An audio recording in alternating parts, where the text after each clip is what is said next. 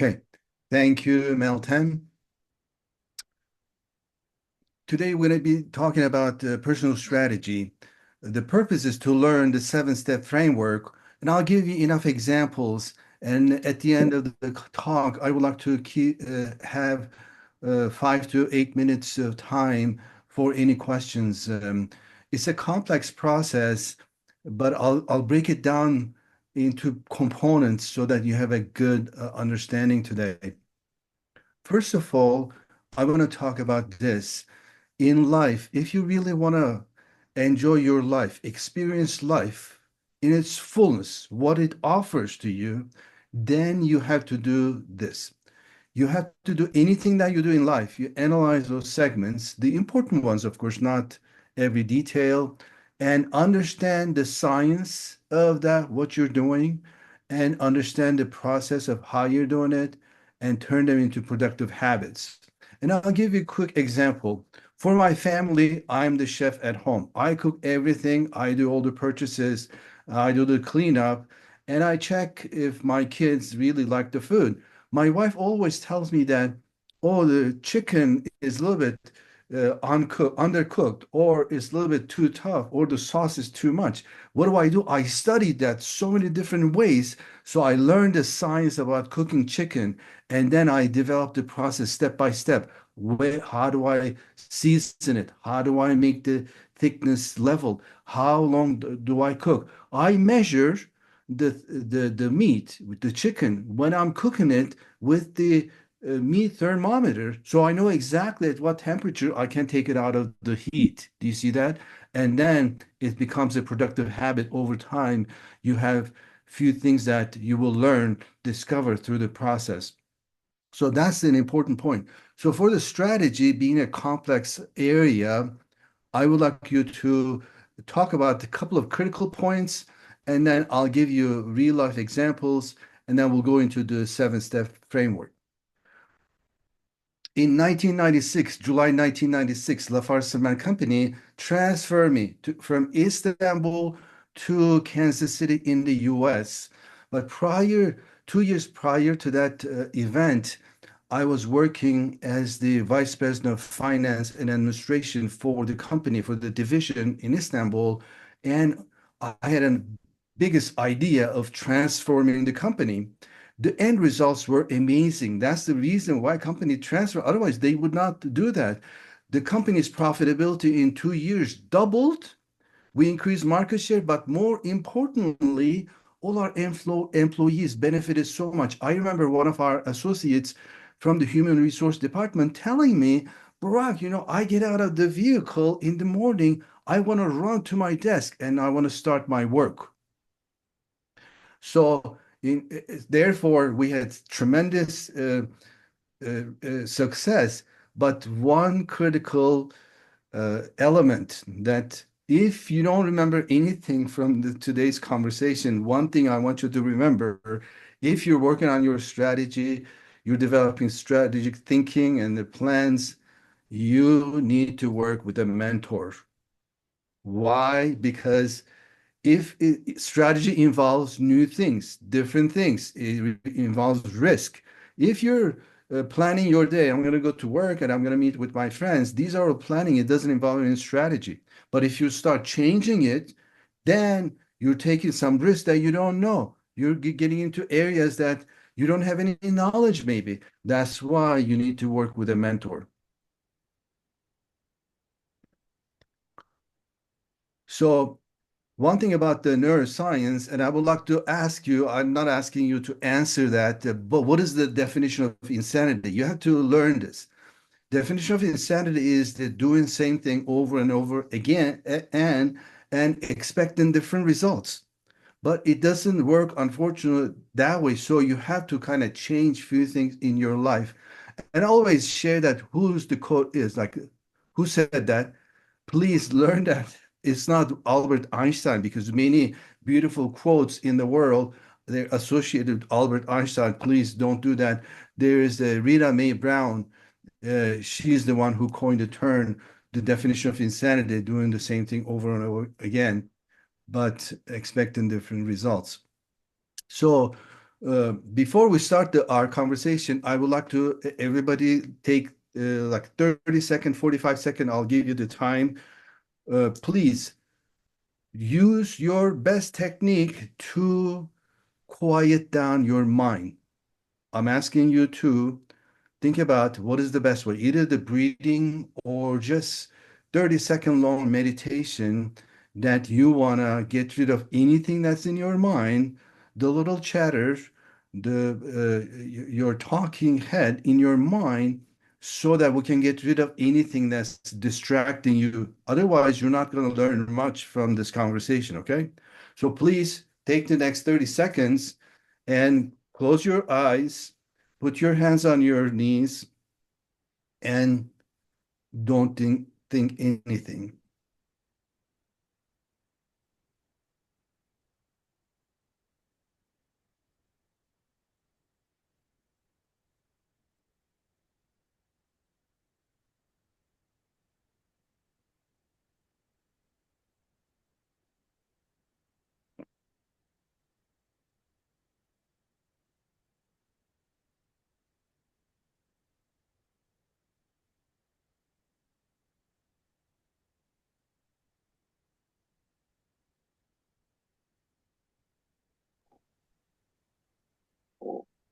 Excellent.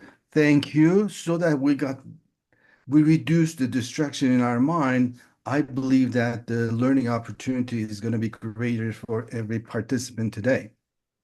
Also, the other thing that the number two here, I'm going to highlight this section.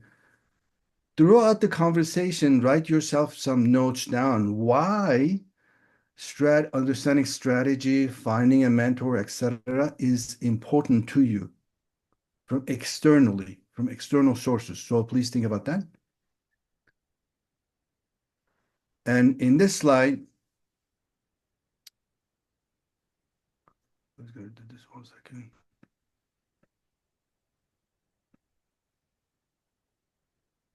Maybe if I do this, it's okay. So strategy, different ideas, creativity, risk involved in the future. So it requires a lot of energy. So please find out your source of energy. I listed different source of energy: sleeping, dieting, meridians. To find out, these are all information for yourself, and I'll provide the deck in PDF form. So for example, when I say meridians, energy flow, you can Google that and you will learn more. But at the same time, if you have questions about these topic, all you have to do, send me an email, send an email to the Toastmaster leadership, and then you will find out, because strategy requires a lot of energy.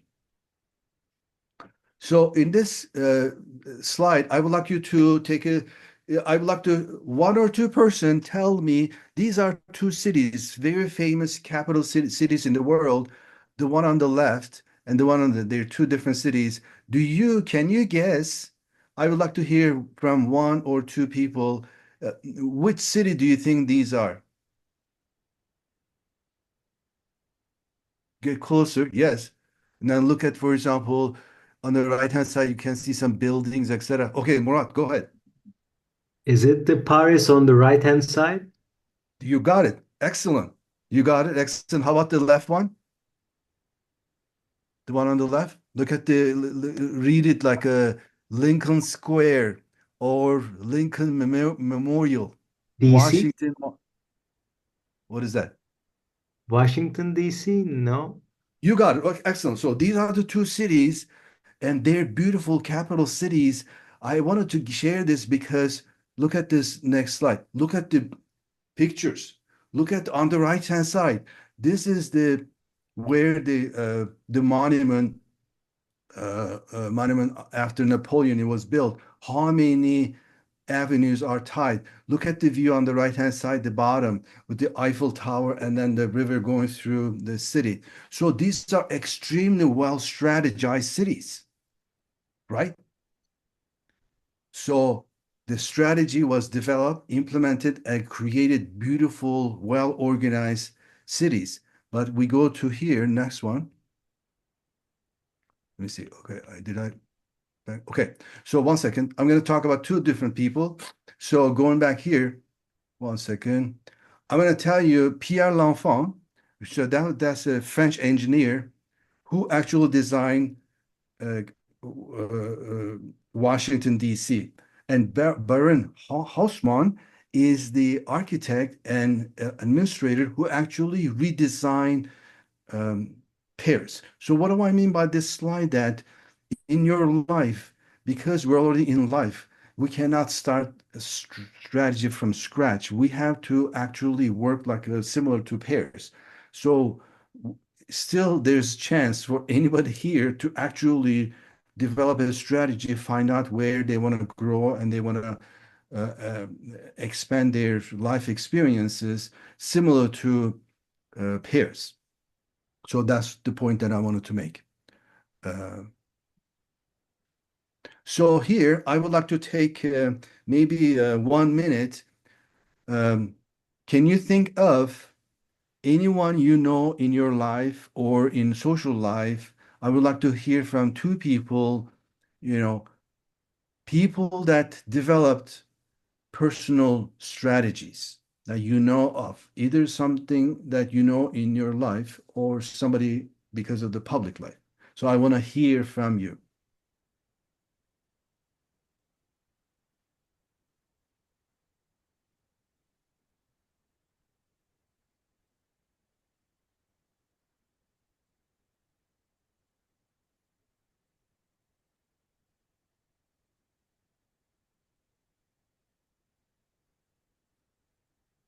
So, Can for you example, I repeat the can give you an question, please? example. Okay, who's going to talk, speak? Who's going to talk? Can you repeat the question and The question more is, explanation? yeah, who do you know in your life has developed a personal strategy? That means from the way they experience the life and they kind of plan what they want to accomplish, and from there they accomplish what they wanted.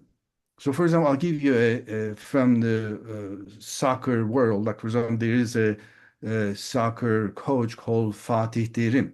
Fatih Terim was a player working for, played mostly in Turkey and for Galatasaray team, but later on he actually developed himself in linguistically. He speaks Italian, and then he learned English. He speaks English a little bit, and then he learned how to be a leader. So over time, he became a famous coach in Turkey. Do you know anyone in your life that actually has changed their life patterns and life experiences uh, analytically based on some strategic thinking?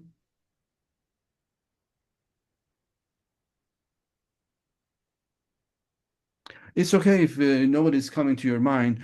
I'll give you, like, for example, in businesses. Like I'll give you the example of Jeff Bezos. Do you know Jeff Bezos?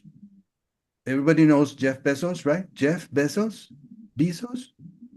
He is the owner of Amazon. He's the founder of Amazon company, right? So what did he do? Like 25 years ago, Jeff Bezos was a advisor. He was like a consultant working in New York City. So at that time, the internet was developing. He gave himself a specific goal. He said that I want to get into business. I want to be selling products using the internet in his life. This is from his life. So he said that, and then he said, okay, what is it that I want to sell that's not going to go bad? I can ship it easily, and it's going to create value for the users. And he started selling books. But from the selling books, through his experiences, he started selling um, kitchen appliances. Then he started selling supplements. Then he started selling rugs.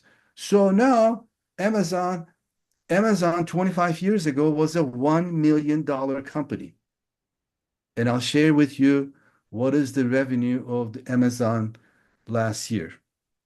400 billions. So this is a very specific example of how do you strategize about that specific strategy was about his profession. He clearly wanted to do something relating to internet, and then from there he developed in such a way that it doesn't matter if he has billion or 400 billion now, it doesn't matter. What matters is actually he consciously, and intentionally in his profession, he grew towards a goal, and all the things that he learned throughout, and then the outcomes are amazingly useful. They're all useful, not you pros and cons, but it's a great example how a person actually can change their life trajectory through personal strategizing. Okay, so let's go through. So here I have the 7 steps, and I'll give you some examples. Uh, some examples with this, okay? And I'm looking at my time because time runs by. Okay, so the first thing is, why do you need a strategy? It's because everything around us is changing. If you think that nothing is changing in your life, then in this case, you forget about strategy. It's a total waste of time. But like 2,300 years ago, a philosopher called Heraclitus, he asked this question: can a person enter the same river twice? And the answer was no, because if you think about the river, the water temperature, the flow speed, the ingredients, they all change. What does that mean? Change is there as long as we think analytically. If we're just scratching the surface, don't understand what's happening behind what is unknown area, then nothing is changing. But in fact, everything is changing. So I have some examples here on Adam Smith and how the economy changes, etc., how the demand changes, personal years. If you're like between 25 and 40 years, this is where you have a lot of energy. You're in the growth years, professionally, family. This is where you need to strategize about your life. What are the important things that you want to work on?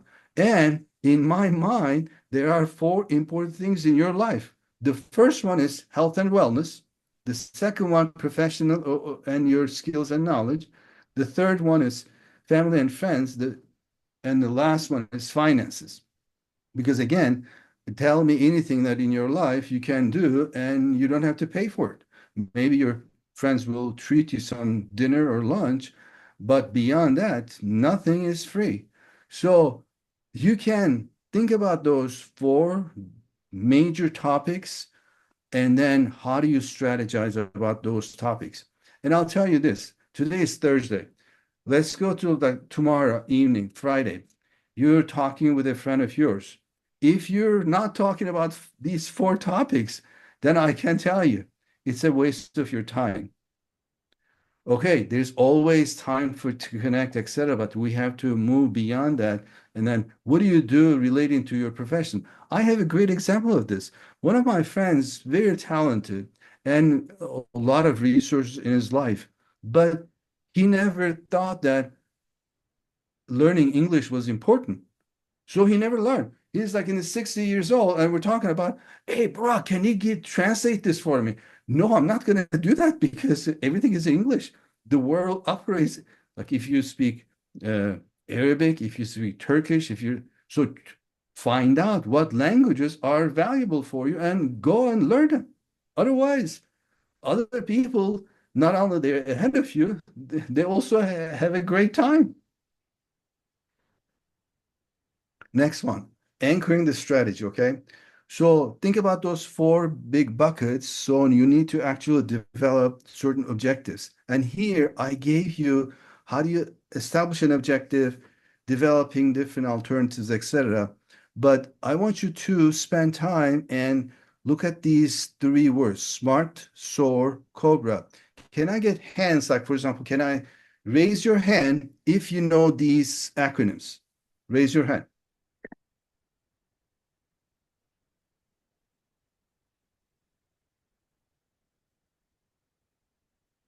And it's okay if this is the first time maybe you're learning, that's fine. But SMART, SOAR, COBRA, these are acronyms that we use in strategizing because they help us to set up goals and objectives and to develop plans, etc. So I would like you to, because to allow time for questions, I would like you to take a look at these and send me questions, and I'll give you more examples. the next one. Okay. So this one is very good. I really like this one. So anytime you strategize, you have to do three different things. One of them, assessment. What is your assessment? I was in Turkey about a week ago, and then my friends told me, "Oh, you look, you don't gain any weight, etc." So they told me, oh, one of them said, "I am 95 kilos," and the other one, "I am 97 kilos," and they said, "Oh, because I'm taller." Well, there's something called BMI here, BMI measure, body mass index. If you know that, then in this case, you have to look at your body, the weight, and you have to look at your um, height, etc., and then gives you body mass. If your body mass index is 21, 22, you're normal weight. Or but if you 27, 28, you have extra weight. Why would you like to run your life with why would you like to carry almost 20 kilos extra in your muscular system, right? Then you have to then you have to break it down. How did I gain this weight? How do I recover it? And then you have to look at over time the changes. So these three things: assessment, analysis, and trust. Anything that you do that's important, like for example, your health, your blood glucose level, or your weight, or your profession. How many in your language example? What language do you speak? And then what is your level of speaking them? And over time, is it increasing, growing? If you're not growing them, then in this case, I know that there are other people, they're doing that, and they will take the opportunities ahead of you in life. Now, social construction, and that's something you're practicing, actually being a member of Toastmaster, because life is not lived in isolation. Anybody who does that because they don't have the family, they don't have the friends for so many reasons. So connecting with others and now finding the true meaning of life, that's where you need to focus on because otherwise your life is going to be very random and very isolated, which you don't want to do that. The other the example that I have here, Daniel Kahneman. As you know, Daniel Kahneman here, one second. Daniel Kahneman is a Nobel Prize winner psychologist. Uh, so what he says that human beings are really funny creatures. So whatever we do, we believe that we do the best, but that's not true all the time. So for example, he says that, okay, most people when they make soup, which is because I cook, I have a lot of examples from cooking. So he says that, do you make the best soup? So most people think that they make the best soup, but if you actually give it to a group of examiners, if you analyze the soup, whatever the dish is, soup or something else, actually it's not the best soup. But human beings, they have those perceptions, which is on a surface level is not bad, but actually that's very misleading. So you have to live your life with understanding the cognitive biases of human beings. If you don't know that, that's okay. You can live your life, but you're not going to really understand the true meaning of life. Okay, creative contrarian thinking. As I mentioned earlier, if you're planning a meeting with your friends and you're going to invite and you're going to be doing the same dishes, again, I'm giving an example from cooking, then it's planning. But if you say, for example, oh, you're going to offer this dish, this is different, maybe a drink, etc., or you're going to invite a friend that you never met before, all these strategy is newness, new ideas, new plans. That's why you have to be creative. So to be creative, I gave you at the bottom this six thinking hats. Maybe some of you already know that. Edward de Bono, he is the person who coined the term lateral thinking. That's the creative thinking. His books, his YouTube videos, please take the time and learn and discover what did the Edward de Bono say. Because uh, if you want to grow and evolve in your life, you have to think creatively. You cannot be accomplishing anything that's interesting or discover the world or life, etc., if you're doing the same thing over and back. Because as I mentioned earlier, it's the definition of insanity, doing the same thing over and over again, expecting something different. It's not going to happen. So, and then rule number two is the listening. So it's amazing how we miss the opportunity to learn from others because our human brain automatically engaging on a conversation is total automatic.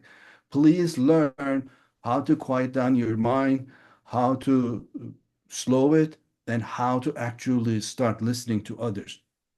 On that one, ask me questions because I have a full day course on active and empathetic listening. I'll give you an assessment. You answer the questions, and then you go through the class, and then you answer again. See how it's going to change your mind. Now, this is the one. In the first, actually, the first two slides on the 7 steps, you already know strategy. What are the important things? And then how do you develop some objectives? But because human beings are controlled by the mind, so all other things that I'm sharing with you is actually overcome the resistance of your mind. So reticular activation system, please Google that and learn more about it. What happens, we can only accomplish understanding and learning and deploying new ideas as long as we can activate the reticular activation system. What does that mean? You have to think about this very simple, but very few people I've seen know about this. So all you have to do, like whatever, like for example, you're planning to buy a car, example here. You saved enough money. You like Toyotas because they're dependent vehicles, right? Then as you think about those things in your mind gets filled with the images of Toyota's cars. Then when you go outside, you say, oh, here's the Toyota, and here's another one. And you ask yourself, what happened? Why I started seeing Toyotas more often than before? Because it's called reticular activation system. But nobody in your high school, nobody in your college, nobody at your work ever taught you what is reticular activation system. And that's why my focus nowadays is actually how do you supplement the existing education system so that actually as individuals, we can actually experience life more fully.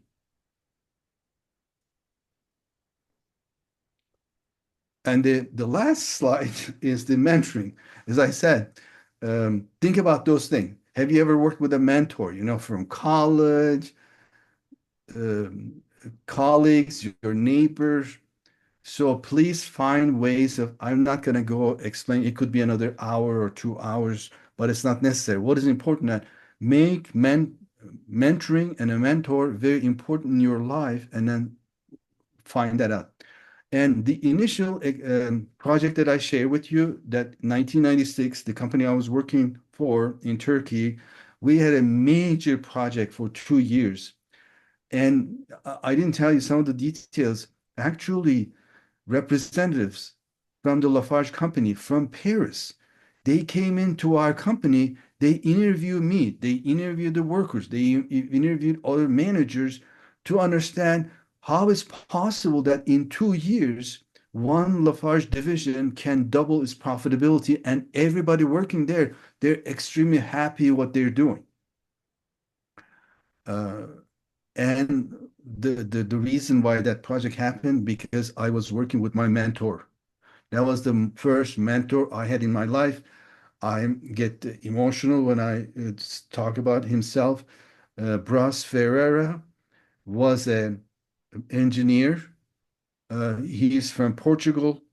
He grew up in France, went to school France. He lived in different countries.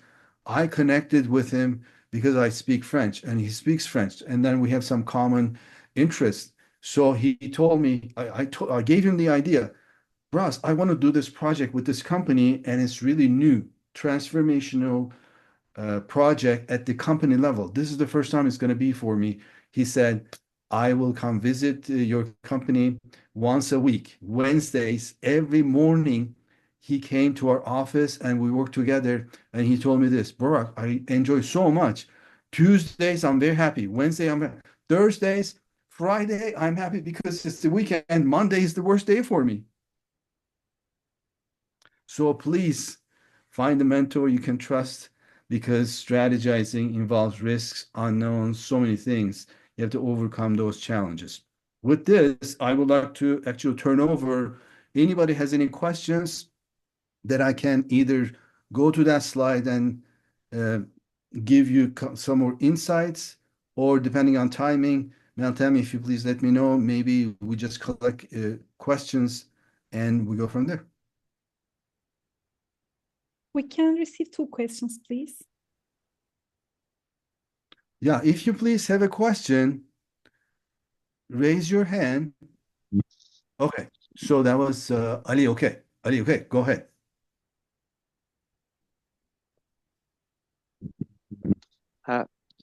Okay. Okay. Thank you so much, Mr. Burak, for this amazing presentation. Really full of new and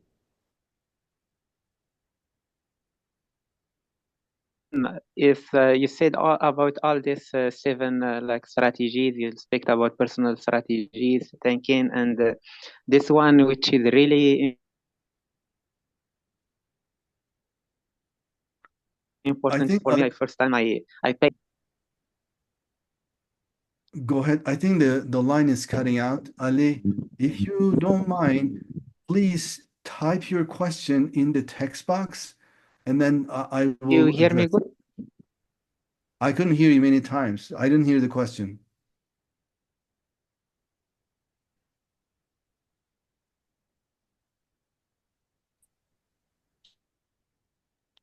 Yeah. Would you like to type the question? And in the meantime, can we have another question?